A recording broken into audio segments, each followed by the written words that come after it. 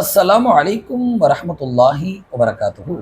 கண்ணியமான இஸ்லாமிய பெருமக்களே, ஈமானுக்கு பகரமாக அல்லாஹ் தஆலா சொர்க்கத்தையே கொடுப்பேன் என்பதாக வாக்குறுதி கொடுத்திருக்கிறான். இப்போ அந்த ஈமானுடைய அம்சங்கள்ல ஒன்றுதான் பெருமானார் ஸல்லல்லாஹு அலைஹி வஸல்லம் சொன்னாங்க, யார்கிட்ட இந்த 4 விஷயம் இருக்குமோ அவருடைய ஈமான் பரிபூர்ணமாகிடும் என்பதாக.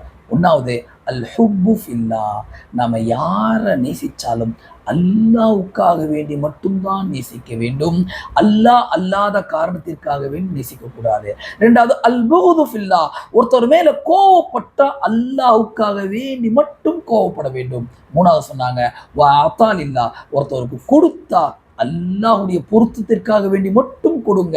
ஓ மன அலில்லா, ஒருத்தருக்கு கொடுக்காம தடுத்துக்கிறீங்களா, கொடுக்காம இருக்கிறீங்களா, அல்லாஹ்வுக்காக வேண்டி மட்டும் செய்யுங்க, உங்களுடைய ஈமான் பரிபூர்ணமாயிடும் சொன்னாங்க. சுப்ஹானல்லாஹ்.